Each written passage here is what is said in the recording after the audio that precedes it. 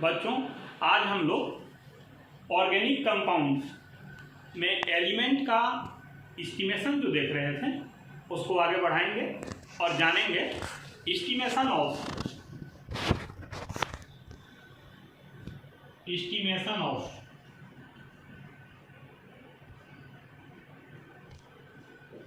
Halogen इन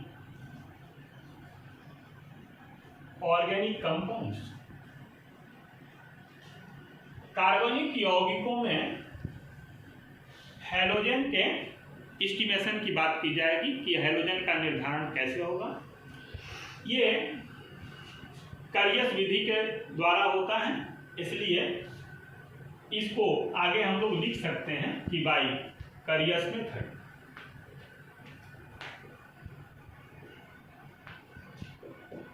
इसी विधि से हम लोगों को फास्फोरस और सल्फर के एस्टिमेशन की भी बात करनी है, इसलिए इस विधि को हम लोग ध्यान से देखेंगे।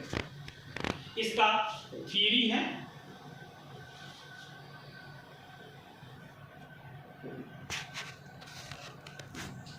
हैलोजन कंटेनिंग ऑर्गेनिक कंपाउंड को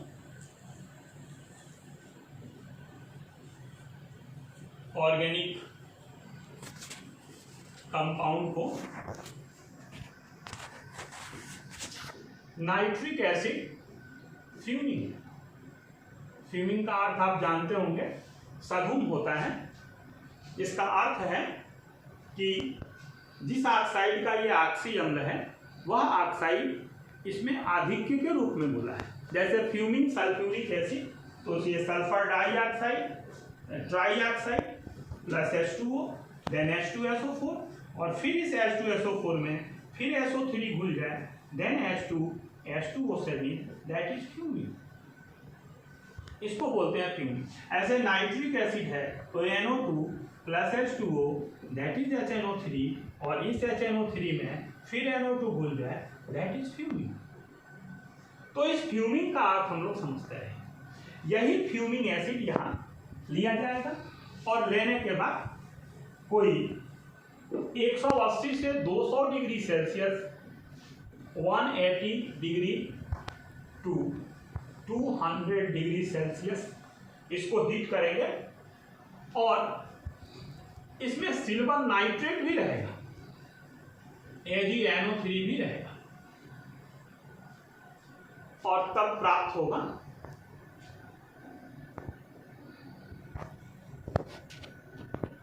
AgX का प्रेसिपिटेट। इसी प्रेसिपिटेट को धोया जाएगा, छाना जाएगा और सुखा लिया जाएगा, और सुखाने के बाद इससे आगे काम होगा। लेकिन एक छोटा सा इसका हम लोग डायग्राम देख सकते हैं कि इसके लिए एक इस तरह का फर्नेस बनाया जाता है।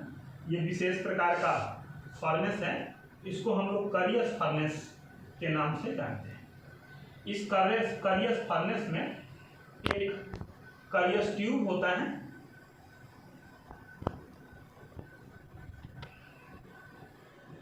इसको बोलते हैं कैरियस ट्यूब। ये हर्थ है, यहाँ पर फायरप्लेस होता है और इससे उष्मा निकलती है, इसको बोलते हैं कैरियस फर्नेस। ये इसका फायरप्लेस है, ये है फायरप्लेस, इसको बोलते हैं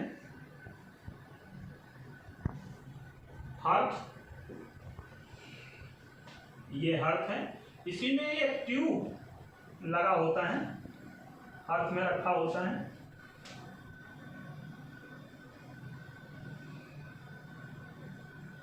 और इस ट्यूब को हम लोग कहते हैं, ये है कैरियस ट्यूब, और इसी के भीतर ये पदार्थ रखा है। ये कौन कौन है? तो ये है ऑर्गेनिक कंपाउंड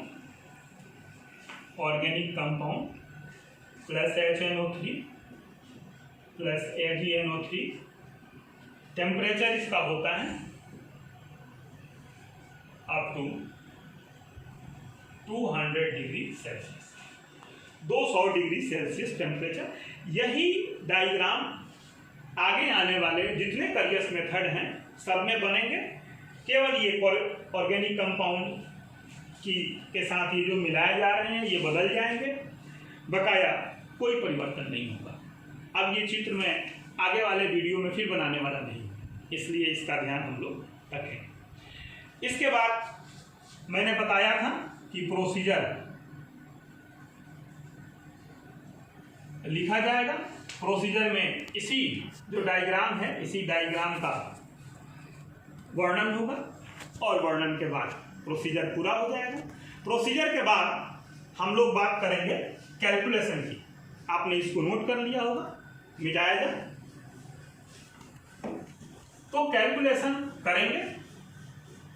और कैलकुलेशन में जैसे पहले हम लोग कैलकुलेशन करते आए हैं उसी तरह जब कैलकुलेशन करेंगे तो कैलकुलेशन में सबसे पहले वेट ऑफ ऑर्गेनिक कंपाउंड का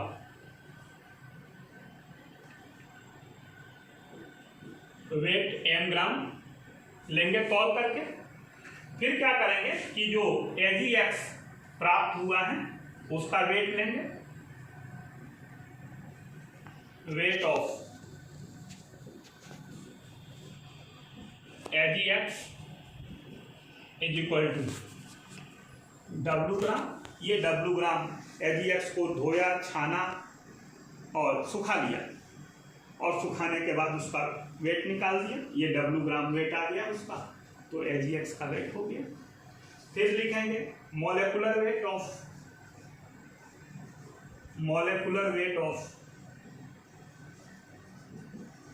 ऑफ AgX।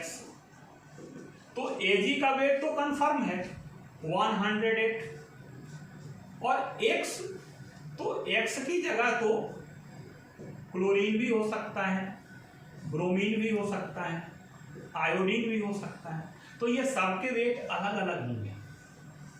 इसीलिए इस X के वेट की जगह हम लोग स्मॉल x लेते हैं, तो इतना हो गया। अगर क्लोरीन होगा तो इसकी जगह 35.5 लिख देंगे। ब्रोमीन होगा तो ब्रोमीन का 80 होता है तो 80 लिख देंगे। आयोडीन होगा तो 127 होता है तो 127 लिख देंगे। अब आगे हम लोग चले कि 108 और प्लस x ग्राम यदि AgX है तो उसमें x कितना है, x ग्राम है। तो ऐसा लिखेंगे कि in 108 plus x gram AgX value of x is equal to x ग्राम।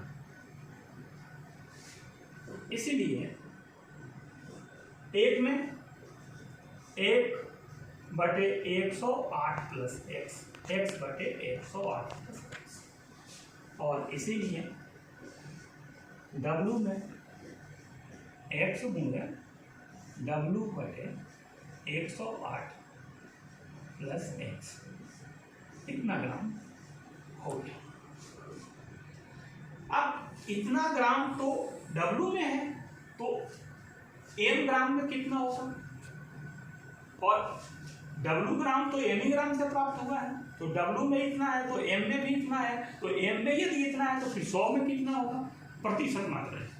तो परसेंटेज निकालने के लिए इसको नोट कर लें और फिर हम लोग लिख सकते हैं कि in m gram organic compound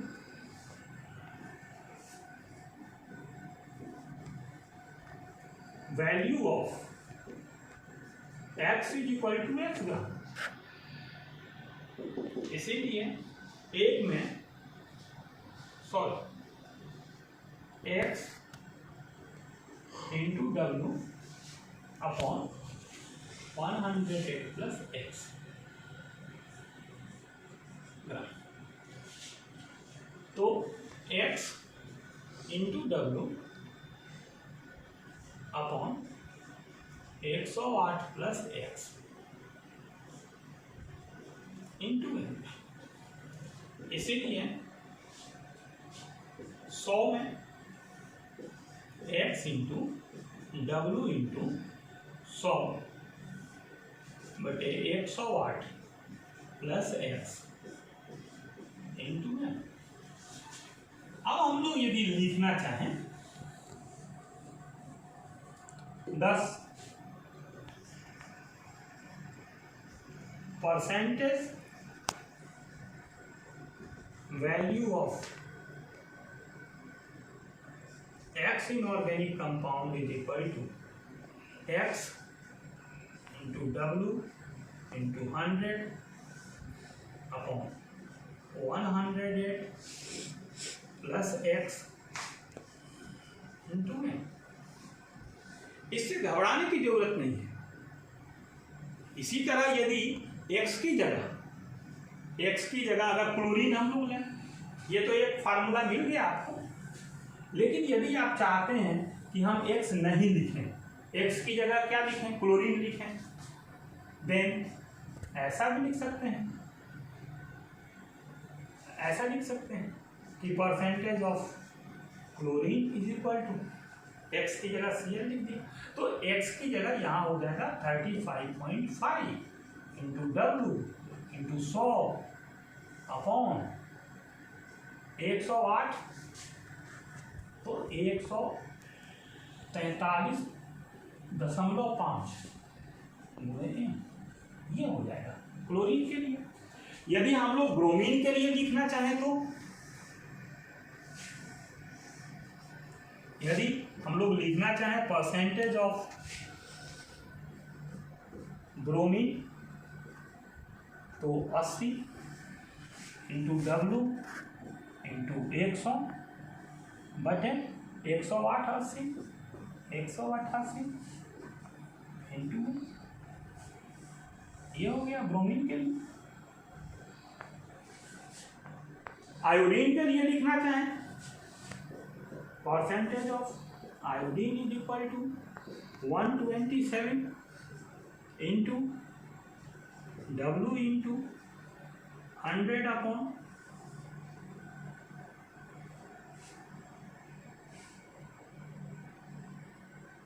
235, 127, 108, 235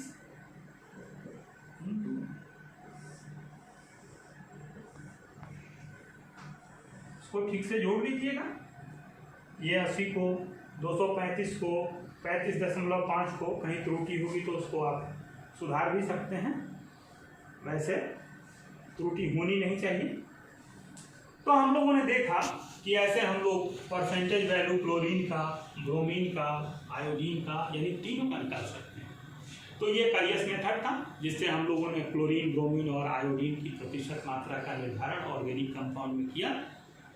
फिर हम लोग कैलियस विधि के द्वारा दूसरे तत्व का जैसे सल्फर और फास्फोरस का निर्धारण कैसे करेंगे, इसके लिए हम लोग फिर अगले वीडियो का इंतजार करेंगे। Thank you.